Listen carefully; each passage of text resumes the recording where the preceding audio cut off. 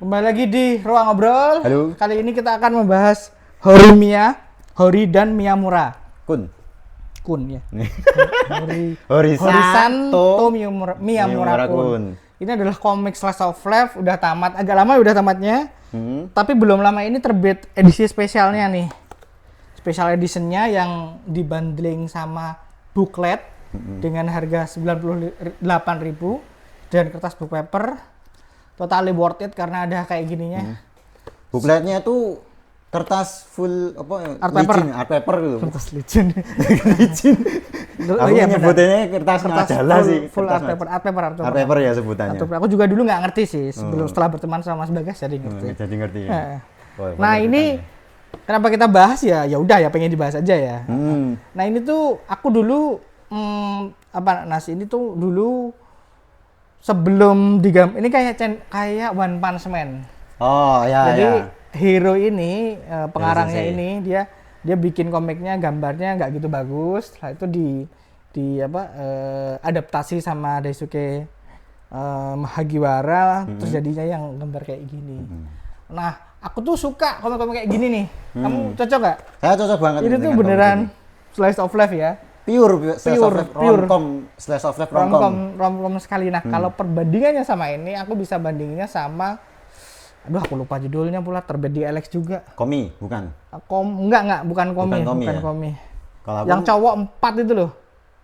Cowok 4? Yang mana? Ada. Nanti kalau inget aku apa ya judulnya, aku lupa. Aku punya juga kok. Ada cowok 4 gitu. 4 masing-masing dengan percintaannya masing-masing. Rainbow bukan ya? Rainbow Days. Ya. Rainbow Days ya. Itu aku tuh suka banget tuh. Kamu baca nggak sih? Enggak, belum ya. Kapan-kapan baca lah. Kita bahas kapan-kapan. Nah, punya jenengan? Punya lah. Oh, punya. Siap. Aku pecinta romcom. Okay. Terutama yang buat shonen. Nah, ini tuh shonen. Shonen. Romance buat shonen. Jadi memang sudut pandangnya dari si cowok sih, dari Miyamura awalnya kan. Awalnya cewek malah. Dari Hori. Kan awal masuk ceritanya kan Hori loh. Bahwa kita itu punya sisi yang disembunyikan dari orang-orang gitu loh. Cuman banyak kan kemudian bahasnya Miyamura dan teman-temannya. Oh, iya sih. Sebenarnya komik ini tuh nggak ada rumusnya ya. Nggak ada rumusnya. Beneran jalan aja ceritanya. Konfliknya nggak ada. Ada tapi habis itu lucu gitu loh, yang awalnya tuh musuhan, ternyata mah jadi sahabatan dekat gitu. Antagonisnya tuh jadi teman. Jadi ini komik apa? Aku pas baca ini komik apaan sih? Kayak seolah-olah itu senseinya tuh nggak pengen berlama-lama ada antagonis gitu. Benar, jadi memang kepengen bikin yang fuwa-fuwa sekali. Gitu. Fokusnya ya di di kisah kehidupan Horisan dan Miyamura Kun dan teman-temannya. Sampai ending gitu. Jadi ini kalau tamatnya nggak konklusif sih ya. Nggak konklusif. Aku belum baca sampai selesai. Aku sampai vol 6 aku terus terang. Tamatnya tuh ya udah diselesain aja. Mereka lulus gitu aja. Emang cocok buat orang yang cuman pengen baca yang ringan-ringan dibaca sekedarnya gitu. Sama kayak Komi. Aku ketika baca itu aku terus teringat-ingat sama Komi gitu loh, karena memang seringan itu gitu loh, nggak ada konflik yang berat gitu loh. Walaupun di sini tuh ada titik tekan kayak puitis gitu loh. Oh iya, lebih puitis itu lah. Ketika baca ini mah jadi keinget Matahari Setengah Lingkar aku. Yang puitisnya penyusun. Seandainya ini webtoon mungkin panelingnya itu akan panjang, ada jeda yang panjang gitu loh. Bayanganku kayak gitu. Soalnya saking puitisnya gitu loh. Storytellingnya ya puitisnya. Bukan dialognya ya?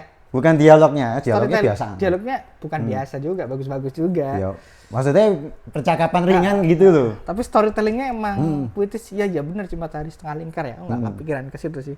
Aku baca ini sebelum baca Matahari Setengah Lingkar. Ayo wajar. Aku baca ini udah lama banget aku baca. Terus terbit di LS, ini harus langsung beli nih.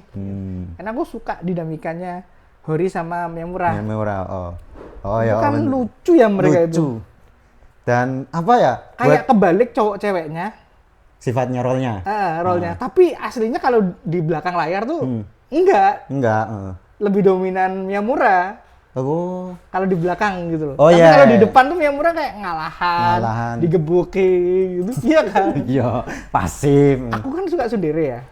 Iya, Oh iya, Iya kan, Hori itu kan tsundere banget. Aku nggak ngeh karena dia tsundere tapi nggak yang nyebelin tsundere banget gitu bener. loh. Makanya aku nggak sampai hampir nggak ngeh loh sampai dia tuh ngeluarin sifat malu-malu kucingnya gitu loh. Ya. Tsundere yang menyenangkan.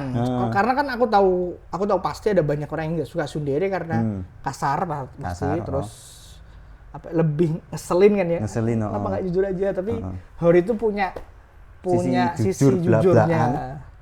Makanya aku hampir lupa kalau dia tuh tsundere gitu loh. Makanya ini dia tuh maksudnya dere apa ya? Dan dere bukan. Apa dere juga bukan ya tsundere. Nah, sebenarnya ada satu kritikanku sih di sini tuh. Apa? Karakter Hori itu berubah. Berubah pas? Jadi di awal volume itu kan dia pendiam ya. Bukan pendiam sih, dia apa ya? Enggak cute, menjaga cool. Cool. Awalnya cool. Nah, habis itu aku oke dengan perubahan yang terjadi secara gradual, secara bertahap. Tapi Hori itu setelah pacaran Miyamura itu dia jadi jedet.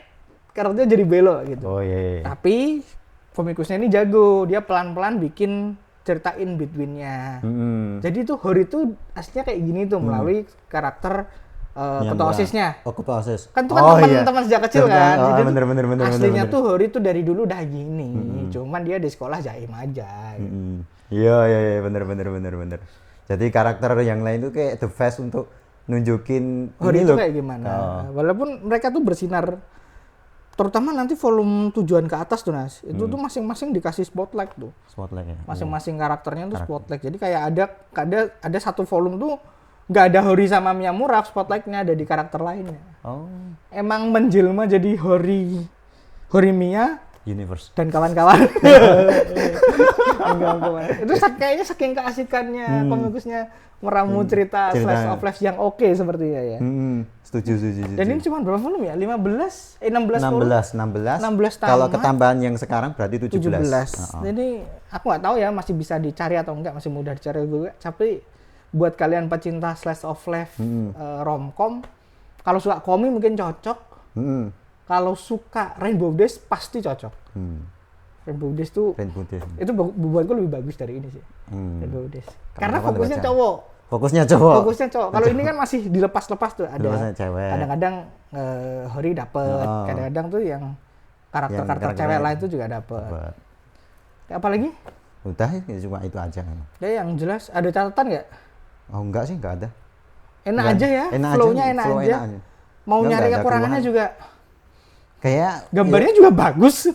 Asli bagus. Ya, dia bagus. Dibandingkan dengan senseinya ya lebih bagus yang ini gitu, jauh. Jauh lah, hero. Ada dapat anime juga. 2 kali. 2 season. Aku nggak nonton. Aku ngecek di nganunya tuh ada 3. Jadi yang pertama itu OVA. Oh, yang itu yang masih gambarnya Hero Sensei kan. Atau Hadaisuke atau aku cuma inget baca pas vol 2, nah beliau senseinya tuh ceritain gitu loh. Apa ada OVA gitu loh. Adaptasi dari yang itu komiknya gitu loh. Yang lama yang lama. Ya itu gambarnya mirip sama yang lama terus. Lama ya. Habis itu ada season 1 terus season 2. Sama Cloverwork tahun 2001 sama 2021. Aku juga belum nonton sih. Aku nggak nonton karena aku nggak sempet nonton sih tepatnya pada saat itu.